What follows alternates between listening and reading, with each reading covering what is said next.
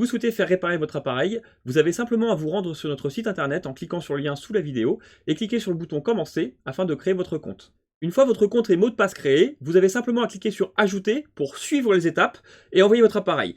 Lorsque la demande est créée, vous pourrez cliquer sur Mon tableau de bord et suivre l'avancée de votre appareil.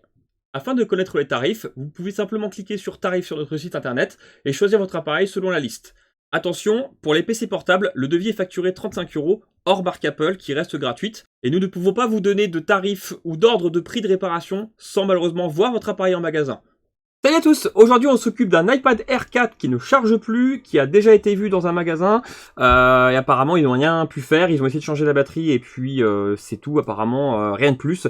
Donc on va l'ouvrir, on va regarder un petit peu ce qui se passe, on va bien sûr essayer de le réparer et on va voir si on peut faire quelque chose. Allez c'est parti, on fait ça.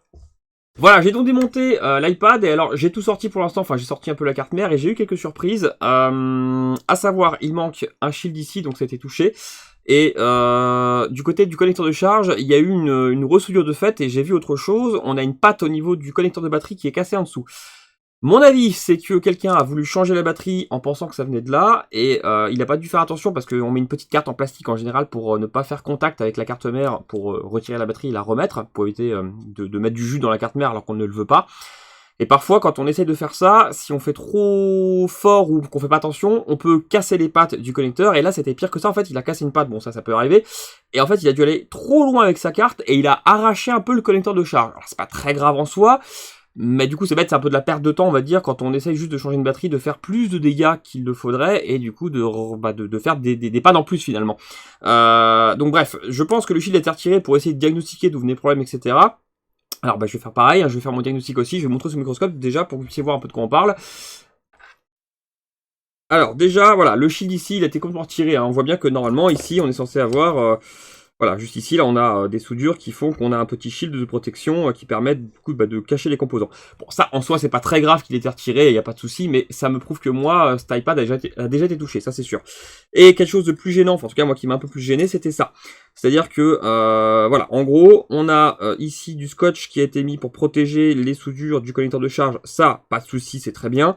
Mais on voit qu'ici, il y a un jump qui a été fait pour reprendre sur la carte mère par ici, apparemment, voilà, c'est ça. Ça, c'est le 5 volts. Donc je pense que voilà, il a été recollé un peu. En gros, je pense que le connecteur, comme je disais, en enlevant la batterie, en fait, on met une carte ici. Vous voyez, voilà, là la patte a été cassée ici, elle a été ressoudée. Je sais pas si je peux zoomer mieux que ça. Voilà, la patte a été ressoudée. Alors, faut le voir, hein, mais bon, c'est une chose. C'est pas propre à 100%, on va dire.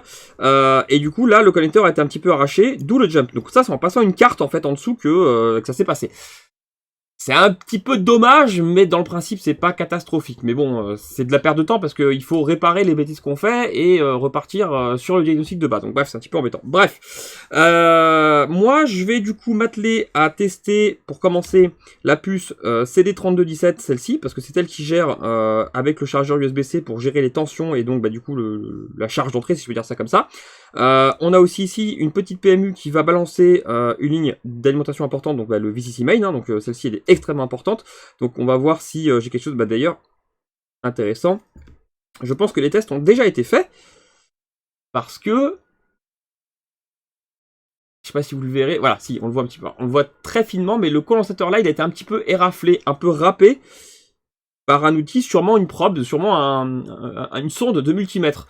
C'est possible, j'en suis pas certain, mais pourquoi pas. Bon, je vais repartir rapidement moi sur mes tests. Alors je vais quand même tester rapidement, parce que c'est le VCC main, c'est important.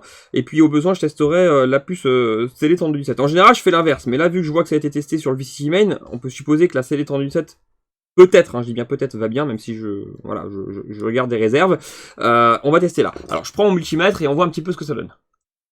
Voilà, hop, mode continuité, normalement vous l'avez sur l'écran, c'est parfait. Je teste pour voir si c'est bon.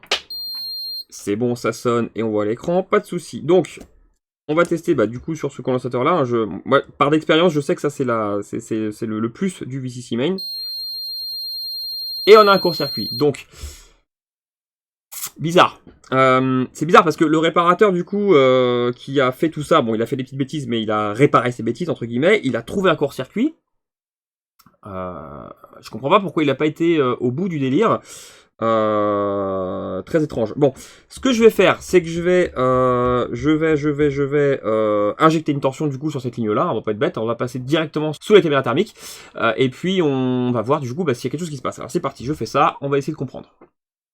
Voilà, je suis donc sous la caméra thermique, mon alimentation est réglée du coup pour injecter là tout de suite la tension nécessaire pour tenter de faire chauffer un composant qui serait en court-circuit. Alors, il faut savoir sur les iPads que beaucoup font l'erreur d'injecter du coup une tension et de regarder sous la caméra thermique, en gros du côté de la carte mère visuelle. Donc là, c'est ce qu'on voyait tout à l'heure sur ma caméra, voilà, on reconnaît ici le connecteur de batterie et les composants que j'ai vus, etc. Beaucoup font l'erreur d'injecter, par exemple sur le petit condensateur là, et d'ailleurs vu les traces qu'il y a eu, je pense qu'il y a eu pas mal de tests de fait dessus, donc je pense que le réparateur a essayé d'injecter ici, mais le problème c'est que comme on a tous les shields en acier qui sont un peu partout, on peut pas toujours voir en fait la chauffe, parce que les shields en acier vont vraiment cacher cette chaleur. Donc moi ce que je fais, c'est que je retourne la carte mère, c'est tout bête hein, mais c'est important de savoir ça, je retourne la carte mère et j'injecte une tension avec une intensité très forte, pour que ça chauffe de l'autre côté de la carte mère. On n'est pas gêné par les shields, et du coup, on saura au moins à peu près où l'endroit est pour retirer le bon shield. Sinon, il faudrait retirer tous les shields un par un, on chauffe, on fait des bêtises, et du coup, ça finit pas bien. Donc bref, je vais essayer d'injecter, et on va chercher sur la carte mère si on n'a pas quelque chose qui réagit. Alors c'est parti. Je mets le plus, je me mets à peu près au centre, voilà, par là, et j'injecte. Alors oui, super, du premier coup de chance. J'ai deux endroits qui chauffent. Là où j'ai mis ma petite sonde, ici, là, à gauche, là, vous la voyez, je fais des petits ronds avec, là. Donc, ici. Et il y a un autre endroit qui chauffe. Je vais vous mettre dessous. Je vais essayer de zoomer un peu pour que ce soit plus précis. Enfin, zoomer, je peux pas parce que je suis bête sur une caméra thermique, mais je vais essayer de centrer le truc. Voilà. On a une chauffe ici, là. Petite, hein, mais elle chauffe. Je vais essayer de mettre plus longtemps. Voilà. Et vu l'emplacement, on voit un pad. Je pense que c'est un condensateur qui est derrière. Donc voilà, ça me permet déjà de centrer le problème. Donc en gros, ça chauffe ici, là, dans cette zone-là, si je fais pas erreur. Donc c'est parfait. Si je retourne la carte mère, hop, je suis donc ici au niveau du shield. Donc c'est parfait. Je vais pouvoir me remettre sous microscope classique, retirer ce fameux shield. En plus, je crois que celui-ci, par chance, il est clipsé, donc il va être facile à retirer. Et je pourrais techniquement trouver le coupable. Allez, on fait ça. Alors, je suis de nouveau sous microscope. Je retire, hop, voilà, donc j'ai retiré, ah oui, alors, attendez, j'ai déréglé mon microscope pour la caméra thermique, mais c'est pas grave. Voilà. C'est de mieux se mettre. Parfait, donc j'ai retiré, comme je disais, le shield en question, donc qui était, voilà, c'est un petit shield clipsé, hein, c'est facile à retirer, et donc ça chauffait dans cette zone-là, donc pas de souci là-dessus, et ça chauffait vraiment au bord. Donc, je pense que le condensateur qui m'embête, en tout cas le composant qui m'embête, est caché là-dessous. Et ce qui se passe, c'est que le réparateur n'a peut-être pas vu ça. Il a peut-être essayé de chercher, et il n'a pas trouvé parce que soit il l'a pas injecté assez fort, soit je ne sais pas. Je ne sais pas pourquoi il a pas été au bout. Je pense qu'il n'a pas trouvé. Clairement, je vois que ça comme explication parce que là, clairement, on était au bout du diagnostic quasiment. Donc bref, je vais devoir couper, je pense, la partie de ce shield-là. Je vais essayer d'y aller gentiment avec ma Dremel et puis de le lever pour pas faire de bêtises, hein, bien sûr. Et normalement, avec un peu de chance, on aura quelque chose qui chauffe. Alors c'est parti, je fais ça. Alors je vais accélérer la vidéo à partir de là parce que ça fait un peu de bruit, c'est pas très agréable.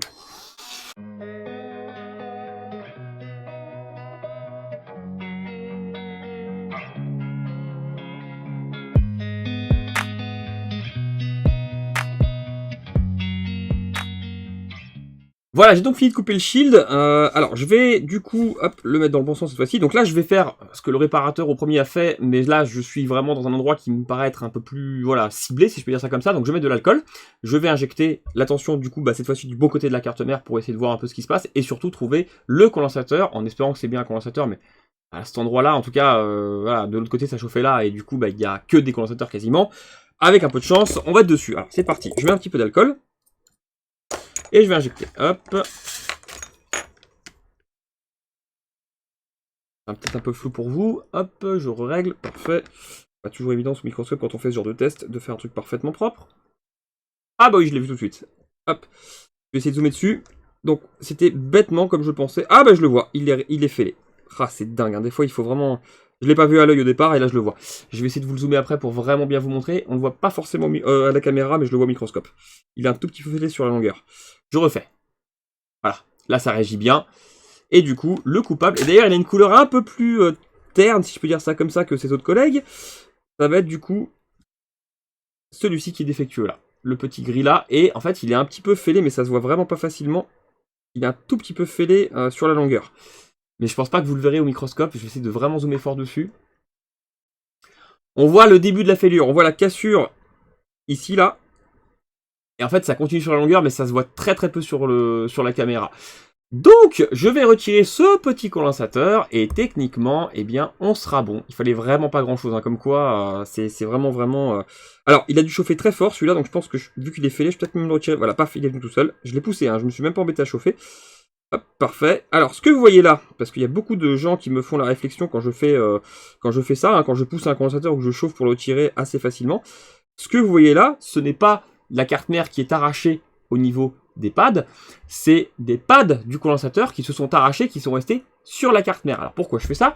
Ça m'évite de chauffer la carte, donc c'est toujours mieux que rien, on va dire. Quand un condensateur se met en court-circuit, comme celui-ci a dû le faire parce qu'il était fêlé, donc c'était un gros court-circuit, il chauffe très fort. Et en chauffant très fort, il va se fragiliser lui-même, et du coup il est très très facile à retirer dans ces cas-là, donc pas besoin de chauffer, et du coup on ne prend pas de risque sur la carte mère, parce que, bien, juste ici, on a une superbe PMU qui est sous colle. Ce serait un petit peu embêtant de chauffer trop fort et de foutre en l'air les billes sous la PMU. D'ailleurs, pour prouver ça, eh bien c'est assez simple, on peut retourner le condensateur, et on verra que du côté condensateur, on n'a plus les pads. Voilà, il n'y a plus rien dessus là. Alors que de l'autre côté, on a les pads. On a les, voilà, ici là, sur les côtés, on a vraiment le brillant de l'étain. Et bien en fait, j'ai arraché les pads du condensateur et je n'ai pas arraché la carte mère. Donc ça n'abîme pas la carte mère. Alors attention, hein, faut quand même ne pas le faire pour tout et n'importe quoi. Sur des condensateurs CMS céramique, il n'y a aucun souci quand ils ont chauffé fort comme là, donc pas de souci. Par contre, vous faites ça sur un chimique, là vous arrachez les pads, hein, ça c'est clair et net. Donc voilà, faut faire attention. Mais là, ça évite de chauffer la carte mère. Donc là, si je veux raviver les pads et reposer un condensateur, eh bien ça fonctionnait très bien. Je ne vais pas le faire, parce qu'encore une fois, un petit condensateur en moins sur toute une ligne de condensateurs ne changera absolument rien à la donne. C'est uniquement pour supprimer quelques parasites, et clairement là il y a du monde, il n'y a pas de souci. Donc un de plus, un de moins ne fera pas de différence. Il vaut mieux ne pas le remettre et du coup éviter de chauffer la carte mère. Ça ne changera absolument rien à la vie de l'iPad. Là il n'y a pas de souci, donc vaut mieux s'arrêter là, plutôt que de tenter de remplacer. Alors bien sûr ça dépend des lignes, hein. Là c'est une ligne d'alimentation classique, pas de souci, on peut y aller. Puis encore une fois, il y a tous ces petits collègues qui sont autour et à côté qui vont faire le même boulot, pas de souci. Mais par contre vous seriez sur un signal ou des systèmes réseau ou audio, là effectivement faut remettre. Donc voilà, pas de souci pour ça. Donc là je vais pouvoir redresser gentiment le petit bout de shield que j'ai ouvert. Au plus propre possible bien sûr, voilà. Relever ce que j'ai coupé, forcément pas que ça fasse contact, hein. Au pire des cas je pourrais mettre un petit Capton, mais bon normalement il n'y a pas de raison, ça devrait aller. À moins que quelqu'un torde la carte mère comme un dingue et ça fasse contact, mais là faudrait vouloir. Je vais pouvoir remettre le shield et surtout je vais pouvoir faire un test. Allez c'est parti, on va espérer que l'écran est en bon état, parce que je l'ai pas testé non plus vu qu'il était déjà ouvert, je sais pas. Donc enfin vu qu'il a déjà été ouvert, donc on verra bien. Mais bon, avec un peu de chance ça devrait le faire, donc on teste ça. Voilà, j'ai remonté rapidement, hein, j'ai pas encore tout mis et surtout, j'ai pas de chance en ce moment, ça fait la deuxième fois en très peu de temps je trouve. Ça arrive de temps en temps, mais là ça fait beaucoup en peu de temps, vous allez comprendre, hein, je le branche en charge. Alors là j'ai pas branché la batterie parce que j'ai vu que le pas de vis de la batterie avait été cassé aussi, mais voilà, on a l'écran qui est pété. Donc j'ai appelé le client, j'ai été honnête avec lui, hein, j'ai dit bah écoutez, moi j'ai réussi à le réparer, hein, mais là l'écran il est pété. Donc je lui ai dit, moi je veux bien vous faire l'écran au prix de la pièce, hein, pour alléger le coût, mais là ça commence quand même à monter un petit peu forcément entre la réparation plus l'écran. Donc il a été compréhensif, il m'a dit bah écoutez, tant pis, je vous le laisse pour pièce, et puis voilà, donc je verrai. Soit ça me servira pour des pièces que vu l'état global de la carte mère, clairement c'est pas foufou.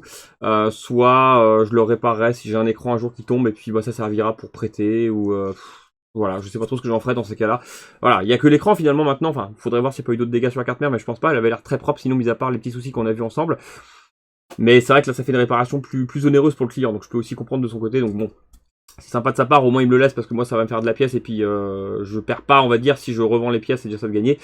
Mais c'est pas drôle quand c'est comme ça parce que moi j'aime bien réparer et puis rendre réparer forcément, donc voilà. Bon, au moins ça aura permis de vous montrer 2-3 petites choses, hein, comme d'habitude, c'est des ça de gagner, c'est toujours un peu, c'est pas drôle quand c'est comme ça. J'aime bien quand ça marche et que voilà, qu'on dit c'est super, c'est reparti, etc. Quand on a des problèmes comme ça, c'est un peu dépitant. C'est le jeu malheureusement. Allez, à la prochaine cette fois-ci pour un truc qui sera pas cassé, j'espère.